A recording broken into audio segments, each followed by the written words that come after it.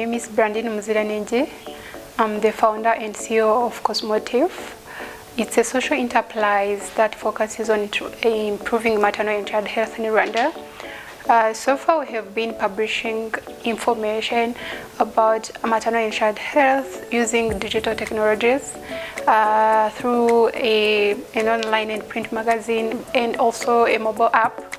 And from that, we made clothing for pregnant women and breastfeeding moms through a collection called Kadabra Collection. And after that, we started reusable sanitary pads that we call Cosmo pads that are reusable, they are eco-friendly, and they are cost-effective because they last for 2 years. So far, that's all about our business.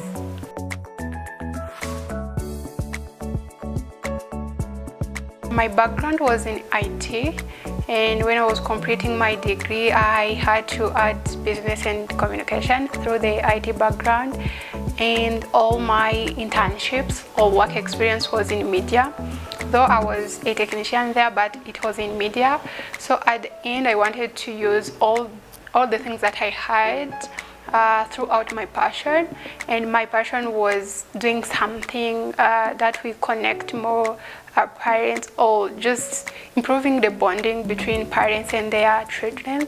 So that's why I combined like media, IT, and kind of storytelling throughout the maternal and child health ecosystem, if I can call it that way. So with the digital information not making money easily, that's the time I made clothes, because it was also my passion, but I wanted to keep the same demographic that I was having. That's why I just shifted from making any clothes to making clothing for pregnant women and breastfeeding moms. The paths are kind of different from the same passion. There was a research that was like, the recent research in 2016 was showing that 18% of girls and women are missing school or work because they can't afford to buy sanitary pads in Rwanda. So for me, I was thinking like, we have another workshop for clothes, so why can't we do something that is sustainable, something that can also have girls into it, those girls who have been dropping out of school, to do something that they can feel the passion to do it for others, and also like live around getting money from it, but also share their challenges with others.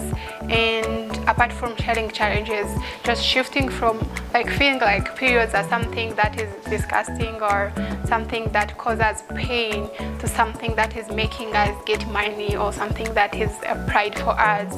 So that's why I started the Cosmo Pads. That's 2018, from the first idea in 2014 about the information.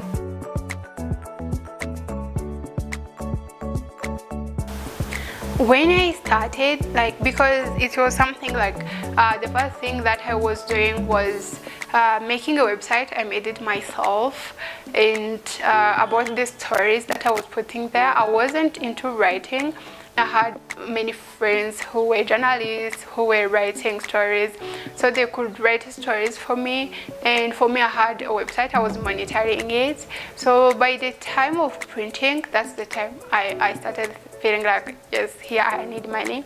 So the first issue that I published, I borrowed money from my sister, and I was hoping that the second issue I would get adverts. So I promised that I will pay her back, and on the second issue I didn't get adverts. So this time I had to, I approached the CEO of Select Karawas, and this time they agreed to print for me, and it was like something bigger, because it was like, I have been a young entrepreneur, I know how it's hard. So this time he was just kind of like pushing me to not fear to start. and they have been doing this for like the 3 first issues that we made. I approached also the CEO of Ige.com, and this time I was like, this is a good thing in our media, so we have to promote your business. And they got me, like, we also exchanged services, and they got me this spot on the website for the whole year without paying for it. And also we had some sports on Family TV. Also they were promoting us, and this is about like the people who saw me when I was starting, and they were like, we need to invest in a young entrepreneur, we need to push you to grow. And from that, from those first 3 issues that they have been pushing me, that's the time I had a chance to win the Akilidada Fellowship in Nairobi. So that's 2015. So I had to go there every other month for their training. It was a good thing, that like the first time that I heard about social entrepreneurship. They gave us grant, they made sure we stay in the business for us to not quit. So apart from that, I got another grant from the Pollination Project, and from there I kept getting different programs and trainings. And from that I also got another grant from the Tony Elmero Foundation, and that was the first bigger grant that I had. That was 2017. I also got, I think last year, that's the time I applied this idea to the Youth Connect Africa, and I won the first prize in the category of Girls in Innovation, and that was in October 2019. And in November I won another one, a bigger one, that was 5 times the Youth Connect, and this was Invest to Impact Africa, and this prize was for women's empowerment on the African level. So it was a huge thing. And after that, from different programs that I had attended, there was this the Mandela Washington Fellowship, and there is another grant that some people compete for it when they attend, that is offered by USAID. So in January, that's the time I won this grant. All those prizes and the grant from USAID, those are the things that made me resilient throughout this year.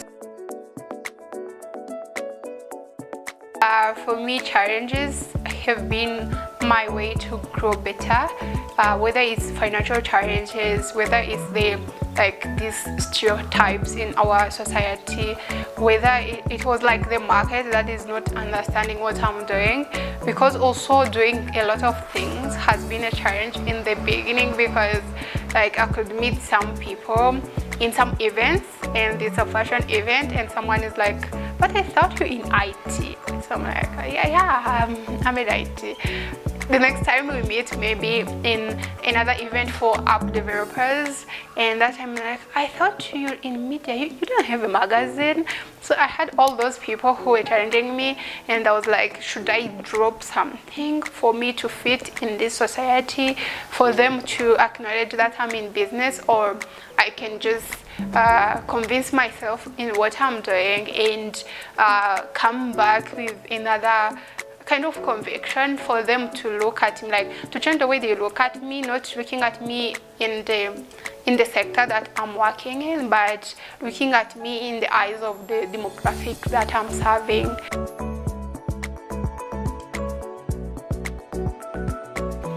What I always advise people, because I think that's what made me move from one point to another, I worked on issues that happened to me, like things that affected me.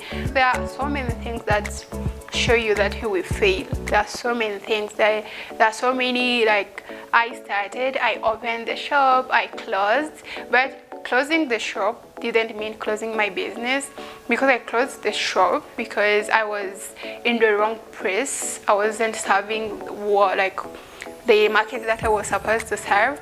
That was my time to reflect and to polish my business into another thing. So for me, I feel like reason why I started, it was because it's my passion, and for me, I wanted to earn money from something that is creating an impact through my passion, through something that I can feel, something that I know whatever happens, whether I'm making money or not, I can remember that I have to fight for these people, because it's something that I know how it feels. I know how it feels when you don't get pairs. It's not about just making pairs and delivering to girls. It's just also about knowing, like, this is the issue that I know how it's hard to pass through when you don't get this thing.